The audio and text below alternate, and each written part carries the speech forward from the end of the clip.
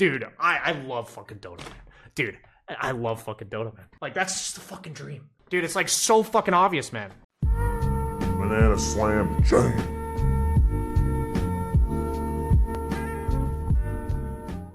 Okay, welcome back, everybody. We got ourselves a BSJ replay. This is a 4700 MMR Terrorblade. So I don't hate the salve. You're against like a CK Earthshaker, so if you're gonna level meta here and try to like trade pretty hard level 1, I think the salve's good. If you're trying to like chillax and not, I guess you have a Warlock, so that's why you went salve instead of Tangos. I don't hate it. I would block pretty hard when I'm against Shaker. You can assume they're gonna fissure block.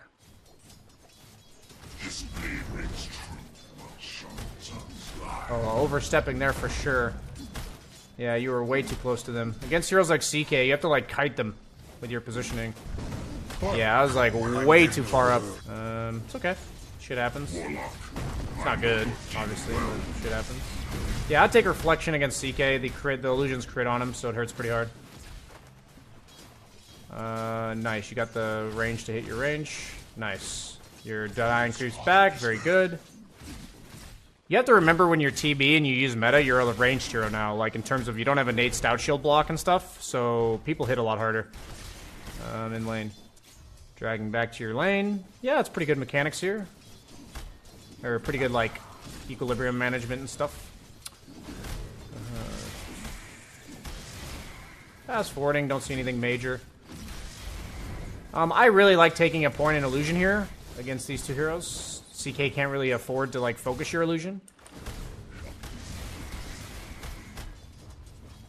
But I don't like hate the 2 points meta. Be very careful of overextending. May have needed to fort those creeps. But you didn't.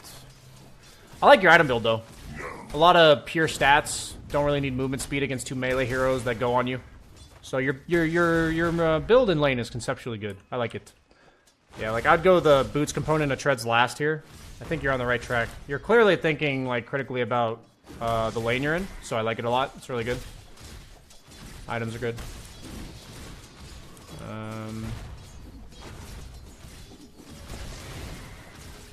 I think when the CK is this low, you can position yourself much more aggressively. He's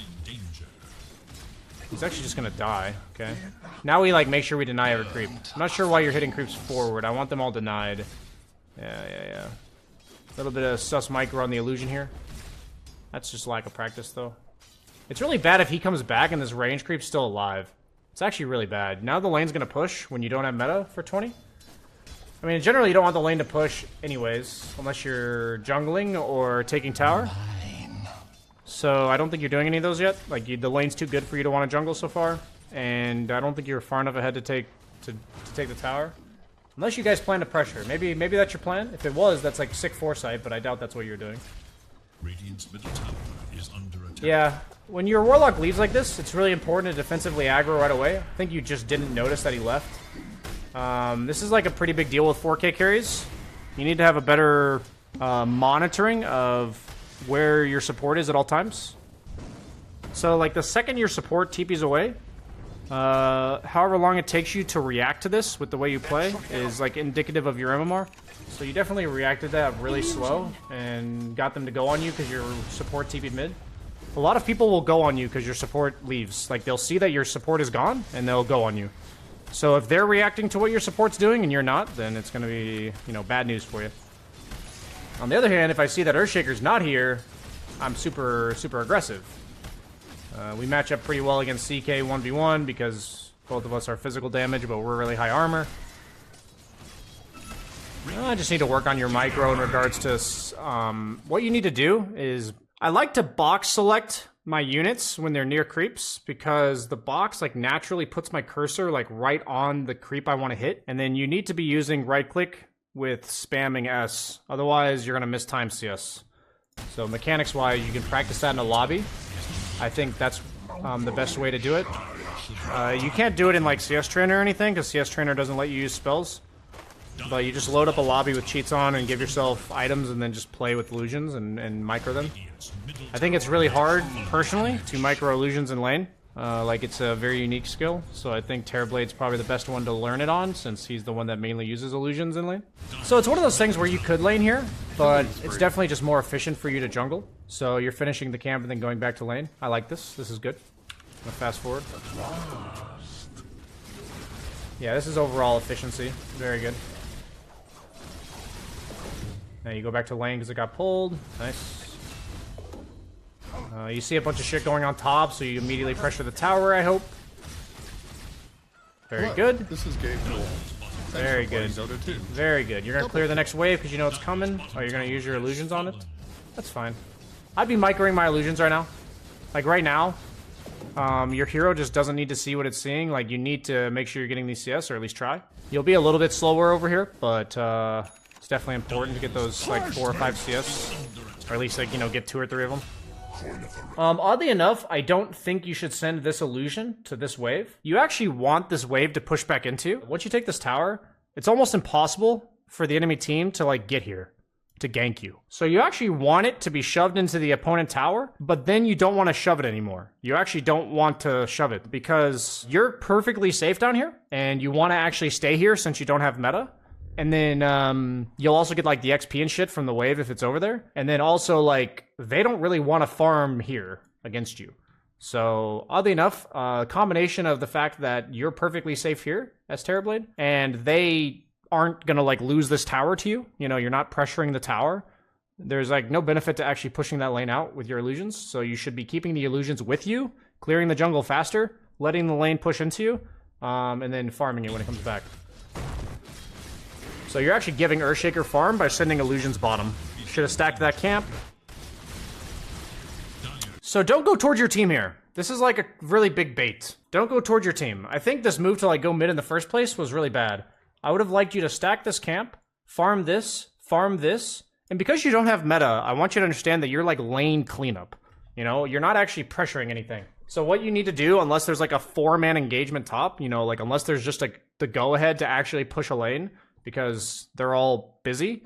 In which case, like, say 4 of them were top, you might actually be able to, like, pressure this tower in a meaningful way because, you know, they're all busy right now. Even though you're melee, you could maybe still kill it or something. But, like, going from this to here and also sending your illusion down here is you telling me that you're prioritizing map pressure, which in, like, theory is good, but at the current moment you have no meta. Nothing's actually going on the map, meaning, like, the enemy team's not responding to anything. So by making sure you, like, shove the lanes into their towers, you're not accomplishing anything in terms of, like, map pressure, and you're also missing jungle camps. Like, I want you to do this, let the TA push the lane into you, and then pick up the lane right here. It's the exact same rotation, but you're getting 2 extra jungle camps, right? So I know it sounds weird to say prioritize jungle camps over lanes, but there's just certain times in the game where you're pushing lanes to actually force reactions, or you're cleaning up lanes to, like, just optimize efficiency, right? So in this case, it's much better to do, like, this. Yeah, you just don't want to travel across the map as any farming hero and just, like, skip creep camps. That's, like, inefficiency because you're like, backtracking your steps. Yeah, I really don't like this rotation to the triangle. I feel like you would have made it to the triangle maybe a minute or 2 from now, but the biggest thing about this is that you could be farming this area, missing out on virtually nothing, probably walk to bottom because it would have already pushed into you. And the thing is, just nobody's farming this, you know? Nobody on your team is farming this stuff, which I find bad. It's, like, not horrible, but I like to stay bottom if I can, because it gives me a lot more options on the map. Because, like, when I say you have more options, is if you're bottom, look at the lanes. You could either go to this lane or this lane. But right now, when your team's playing the way they are, and you're top, your only lane that you could ever farm is mid. So you're looking at very, like, top's just never getting farmed by you, right? So it's like you're giving yourself less lane farm by playing the part of the map where your team already is, when you could play here, because you'll get more of that, like, on average, way more lane farm, which is just efficient, right? So yeah, I hope that's, like, a better explanation of why I would prefer bottom. So you're completely not monitoring the creep waves next to you. It's just really bad farming carry mentality. anytime you're farming this jungle, based on what I already said, based on where you moved on the map, you're clearly not thinking about this, which is fine. It's like a new concept for you to imagine. Realizing that if you jungle down here, you're monitoring this wave, and that's like telling you where to go. You know, if you farm here and this one's getting pushed in, you'd probably go to this camp next because you want to make it to pick up this wave, you know? You want to like head that way. Same thing here. It's like you're farming this camp. The only thing that's relevant to you on the map right now, since top's all the way out here, is this, right? It's the only thing relevant to you. So this is going to tell you exactly what you're supposed to do next. So if that wave's not getting pushed in, you're probably just going to wait here until Ancients respawn, go here, here, here, here, and like join your team. But since this is getting pushed in, you're going to spend these like 10 seconds left on the minute where there's no creeps. And you're going to like walk to right here, clean up the wave, and then do this, and then probably TA is going to push it in again, and then you're going to go pick up the next wave, and then you're going to go to this camp, right? Like this all makes sense when you think about the waves. The waves are like guiding your farm patterns, but you're not thinking about them, so. Bottom tower is in danger. You just like completely neglected that wave. It's just going to ram into your tier 2 tower. There is little hope for Radiant's middle tower. Really important for your own efficiency that you do that. Really important. I would have kept that illusion outside of tower range. Dire should Looks like you remembered afterwards, but not ideal. So now that I see all of this, I'm TPing bottom instantly. Nice. bottom tower Good, good, is good, under good. attack. So this TP rotation, since you're all by yourself, and it was an opportune TP because you see a bunch of stuff happening top, you need to make sure you don't get ganked here. So what this TP means is that you TP'd to like shove this lane really quickly, but because it's only safe for like a brief amount of time because of something specifically that was happening in the game, we need to like immediately go left, okay? Like wave, or like you cleared the wave under your tower, clear this wave, and then like your farming pattern is this. And if they're like all missing and you're really scared, you might not even farm the jungle camps, okay? Just note that like, yeah, so you better not go another wave. I would send an illusion down the wave though. So the illusion you just spawned should go down the wave, okay? You should keep the one that's barely alive with you. Like the one that was timing out, you should always keep with you. So the way you should micro this is use tab. Tab will go to the most recent illusion that you spawned. You can either use tab or something else. This is the setting right here. But it'll go to the most recent one, and if you want to send the most recent one down a lane, you'll push tab once. If you want to do something specific with the one that you spawned earlier, it's tab twice, right?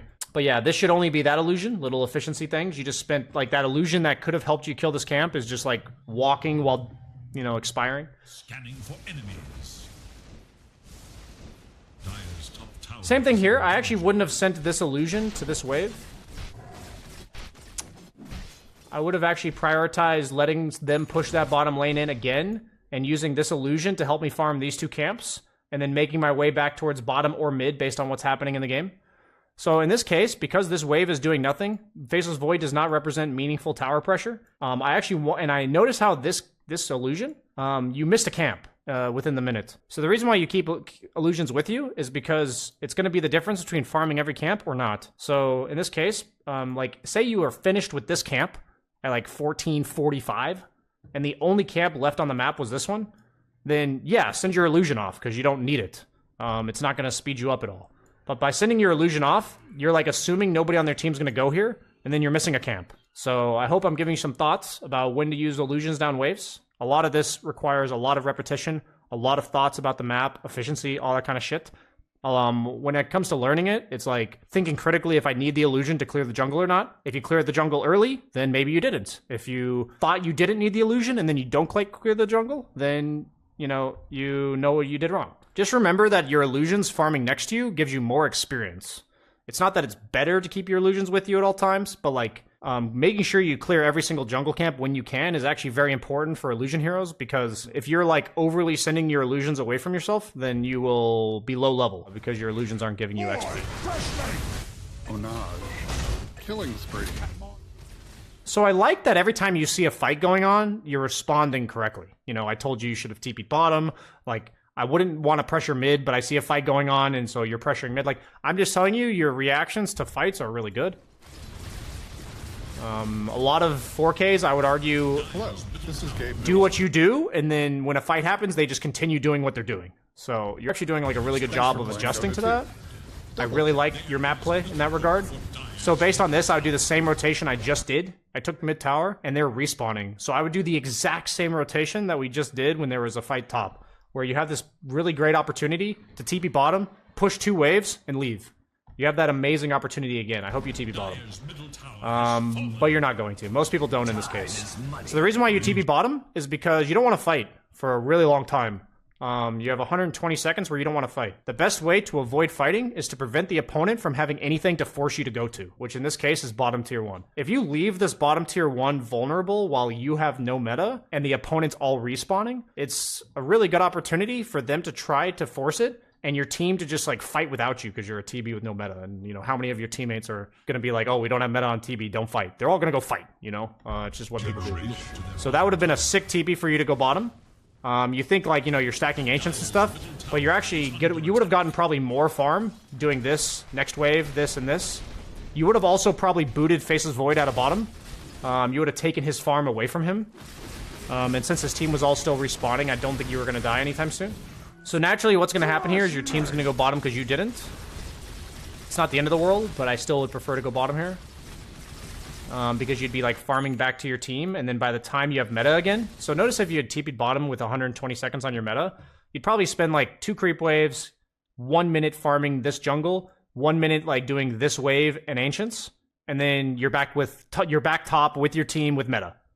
So like what I like to do as TB is keep my team together by the way I play the map. So notice by not going bottom away from your team, they all, like a couple of them went there. So look at your team right now, they're all very split. This is actually your fault, interestingly enough. So yeah, you want them to be as strong as possible without you, and if you're forcing them to separate with your farming patterns, then they're also playing without you and they're separated. So you're supposed to come back to the place you are when your meta is off cooldown.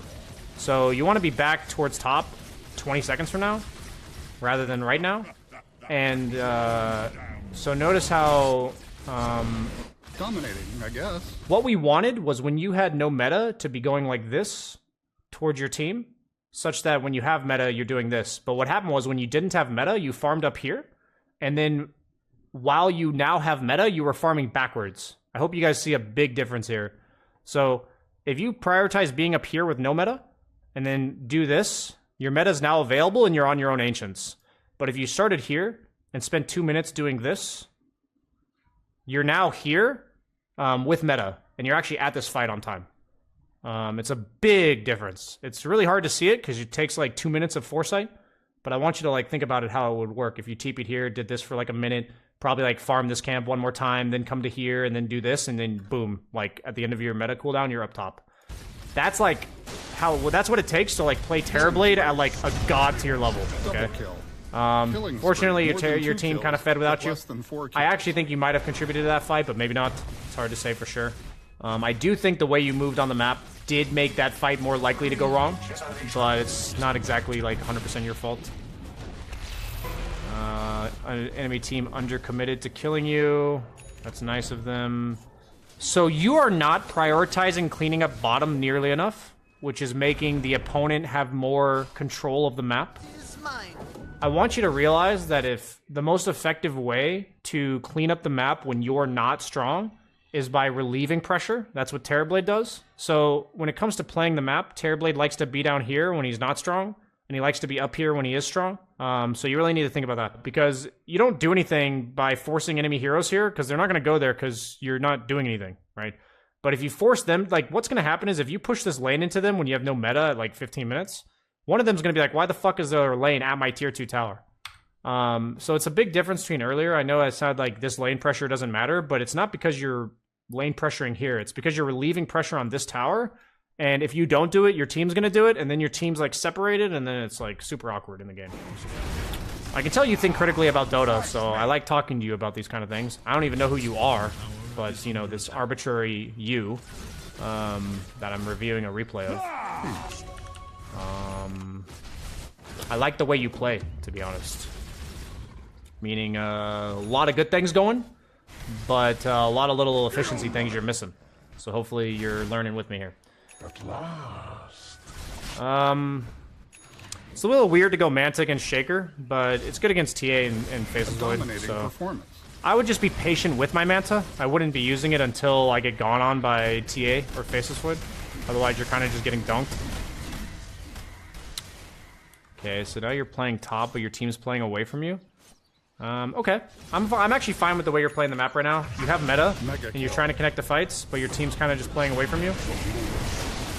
I actually like this play a shit ton. That was like ownage rotations. That was so good. You tried to play top, but your team wasn't with you, so you sent an illusion and left. Then a fight happened mid and you connected to it. That's exactly why you play here when you're strong. That was like perfect. That was like really good. That was exactly what you're supposed to do. That was really good. So perfect. Very pog map play right there. I gotta be a bit careful here. They still have all their spells. You guys like wiped them with them not using any spells. Based on what we've talked about, do you know exactly what he's supposed to do right now, chat? Anybody in chat? Let's see what chat's saying. You know, I'm not really talking to chat right now. Based on what we've already talked about, if this guy had like learned mid-replay, what's he supposed to do right now? TB bot, reset the map. Boom, baby, let's fucking go. You'd be a god if you did this. You'd probably gain, based on how you play TB, meaning like a lot of your shit's really good, and there's just a few core concepts you're missing right now. Man, you'd be such a better player. If you TP'd bottom, reset the map, did this, joined your team in 80 seconds, and you're just top at Roche with Scotty. The thing about it is the enemy team can't go into Roche in the next 60 seconds. Just like, look at the map. There's like absolutely no way that they're gonna like walk into Roche. But now what's going to happen is they want to walk into you guys. They want to fight you. So if you stick with your team with no meta, they're going to try to fight you and you're all here, which is not what you want. You want to split from your team while this is the case, force one of them to defend bottom and be ungankable, like by yourself. So like you do this, you send illusions down the lane and then play as safe as you need to while you're like reconnecting to your team, you know? If you think they're smoking on you, then you can take an ultra safe path like this. If you think you're perfectly fine, then you can farm the jungle. The whole point is disconnecting from your team and reconnecting is like a super important part of Terrorblade because he's really strong on a cooldown. Super important thing to do on Terrorblade. But like right now, it's already too late to TP bottom because the enemy team's been alive for long enough where you don't know where they are exactly. You know, they could be 3-man smoking to bottom where if you TP in, you just feed. You know, they could be doing all kinds of stuff. So it's like already late now. So what are you doing exactly? Yeah, man. Oh my god. If you learn to TP bottom and reset the map, you are already twice as good at Terrorblade because you've got so much else stuff going for you. Like, you're playing the rest of this game so correctly, but you're playing this part so wrong, and I hope it's, like, super fucking obvious what's happening right now. I hope it's super fucking obvious. Like, what's making... Like, if you notice, every time you do this, the map just looks weird now. You're sending illusions all the way from mid to bottom to clear the wave, when you could have just TP'd safely like 45 seconds ago. Now your team's taking a fight without you at Roche. This is all predictable shit, dude. All predictable based on your map play. Ultra predictable. Yeah, dude, this is like super fucking predictable. Dude, I love fucking Dota, man. Dude, I love fucking Dota, man. Like, I told you exactly what was gonna fucking happen because you didn't TP bottom. Like, that's just a fucking dream. They're gonna walk right into you with the rest of your team. You're not gonna have meta, and they're gonna fucking win the fight. Dude, it's like so fucking obvious, man. Oh, I love fucking Dota, man. It's so obvious. That's like obviously exactly what's gonna happen. So if you don't reset the map, that's what happens. You're gonna give them Roche. Actually, a game-losing non-TP bottom. You know, like if you guys lost the game, it's because you didn't TP bottom, which really sucks. You're actually like trying to 1v5. Oh my god. So what's gonna happen is if you TP'd bottom and properly pressured, either one of them's gonna defend the lane, or you're actually gonna kill their tier 2 tower while all this shit's going on, and like worst case scenario, your team feeds just like they did, but you're killing a tower and farming the whole time. But instead, you were watching your team dying and you tried to make up for it and died too. You guys have to see the difference here. Like, it's such a massive, massive difference. It's massive fucking difference. So luckily, TA lost the Aegis. 25 minutes to 27, your win percentage, like, halved. Let's check what happened between 25 and 27. 25 and 27. Yep, right there, see? Or by halved, I mean the opponent's doubled. Their win rate went from 25% to 52% because you made that play. TP bottom, reset the map after winning fights. Oh, it's so important. So important. It all started when you didn't TP bottom. Crazy. Luckily, the opponent kind of chucks away the game here, it looks like. TA dies without even having to use meta. Definitely just take top tower here. Like, play top and mid because you have meta. Be a little bit chill because you're almost a BKB. Be ultra chill here, send illusions to mid. I wouldn't even be here behind the illusion. This is like overly positioned.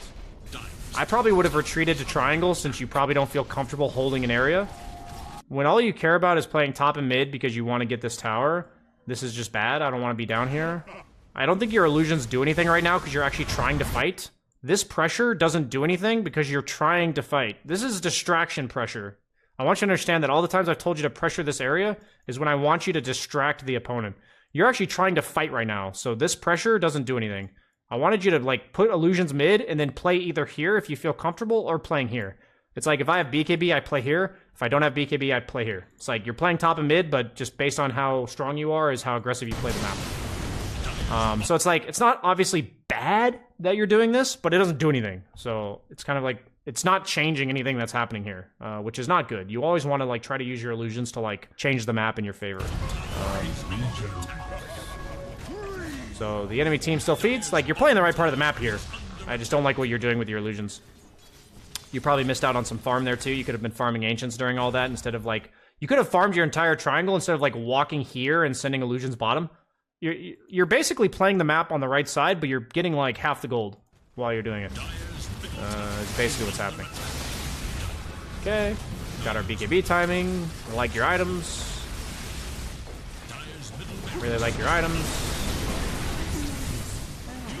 Good positioning there. I think you have got so much of the game correctly. Like, I really like the way you play. It's surprising that if you miss really crucial points in the game, that it can hurt your MMR a lot. Dude, this is a fucking smooth performance. Your items in lane were good. The way you played the map was generally correct. But there's like these little oversights that you don't understand about Dota. And you're the kind of person that's super easy to teach because you're clearly thinking clearly about the game. Like, it's very obvious you're thinking about the game. You're like trying to use your illusions to pressure and you're like trying to do this and yada yada and that. Like, now if you can just like focus on the ideas that I'm talking to you about one at a time, dude, you're gonna be a god. So well played, dude. Well played. Thanks for signing up. I enjoyed that replay. That was cool to watch, man.